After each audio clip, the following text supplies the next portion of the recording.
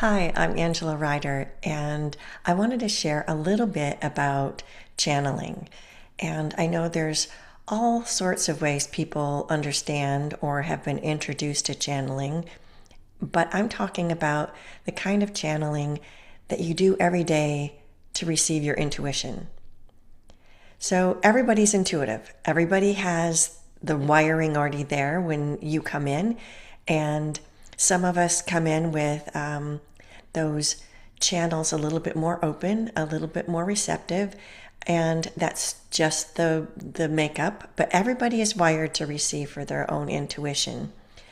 Now, what makes it complicated and that we sometimes feel like we're not getting the information, we don't know what our inner guidance is because we're usually conditioned out of it. We're told that we don't know what we know, that we should only use logic and have empirical evidence and proof that what we think and know and feel that comes from our intuition somehow has to be pushed aside, and we only go with that substantiated evidence that we can follow. So what happens then is we walk through life with kind of a bit of a foggy lens. We are trying to see through this lens into our inner knowing, but it takes a lot for us to be able to notice it. Like it has to be a big jolt of something that we can't ignore, and we just find ourselves responding to it out of that knowing. Sometimes I like to equate it of it's easy for us to follow guidance when it's somebody yelling shark or no, danger, and we have that response where we get that jolt and then we move and go forward. But all that other little daily guidance that helps us take steps, make choices, that's the kind of channeling that I want to focus on today, is how we can make that channel a little bit more clear and a little bit more specific. And how we do that is creating a perspective and creating a practice around that perspective. So if everybody's intuitive and everybody's already receiving guidance, then the easiest way to shift the perspective is thinking of channeling as you are opening to receive, with your intention, intuitive guidance from your higher self and spirit team. And because you're opening to do that, you're asking for something specific. So you're open to receive, ask for that specific support that you would like, and then look for it, feel it, sense how it is landing in your body, how the feeling takes place, or anything that drops into your mind and it's like, oh, where did that come from? Those are those little trickle downs from your intuition where you're starting to tune your channel to be able to say, oh, I asked, I received, and now the next part is ask, receive, notice. So that's step 3. And step 4 is use that information that has come into you to make choices and take your next steps. It's always an invitation. So when you're asking for support, whatever comes through is an invitation in a response to this. You asked for support, and this is how we are supporting you.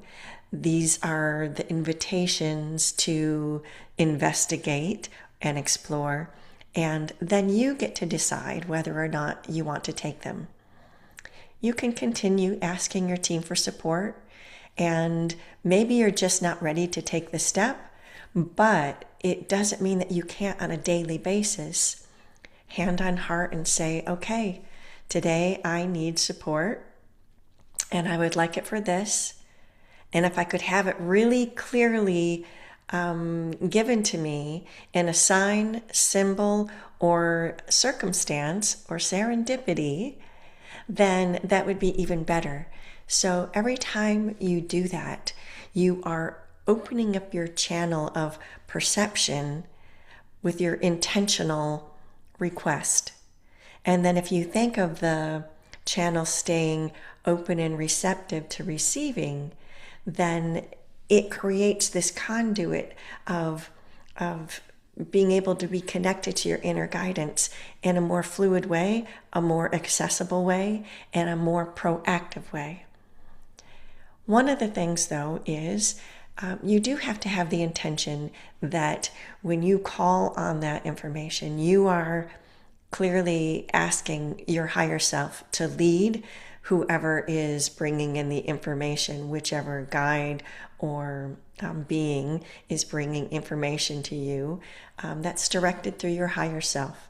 So you know you're not going to get any riffraff, or you're not just reaching and receiving psychic debris, because you can receive random information, but if it's not useful to you, or if it's actually meant for somebody else, and it's not you, then it's like clogging up the channel with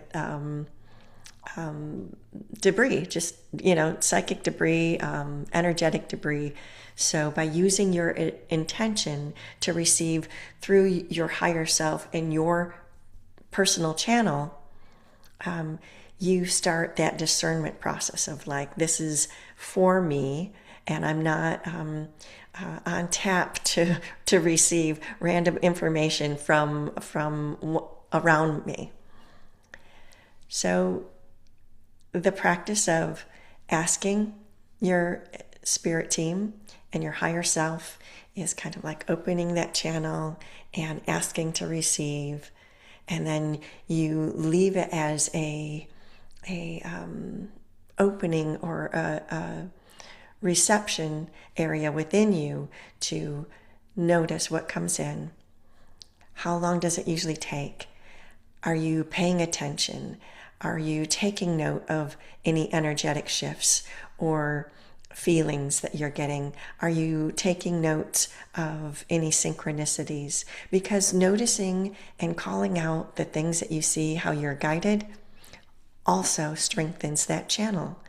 And so just for today, forget about all the other ways you've heard about how to channel, and just focus on being your own authority to reach out and make a clearer connection and channel with your higher self and spirit team to receive the support and specific guidance that you need in order to inform your next choices and to take your next steps.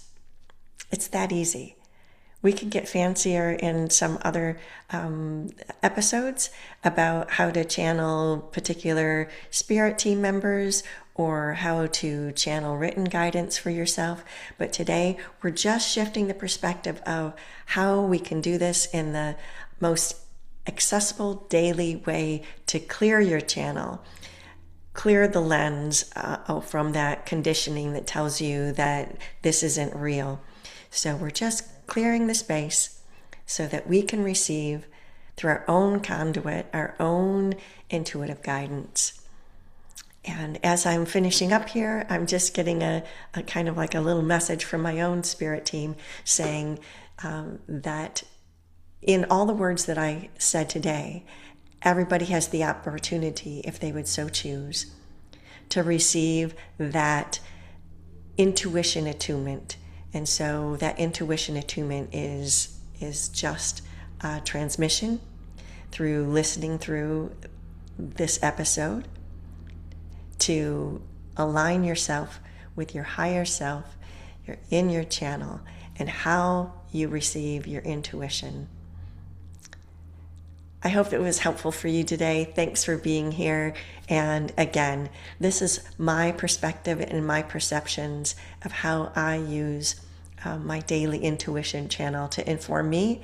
And I've found that many of my clients and my friends and family when I've shared this with them, that helped them reframe for them too, is thinking, oh, intuition is happening all the time, but I can help make it stronger and a clearer message if I have the inquiry and the discernment and the openness to receive and then follow it. Thanks for being here with me and letting me share with you tools and perceptions that I find useful, and I hope that you do too.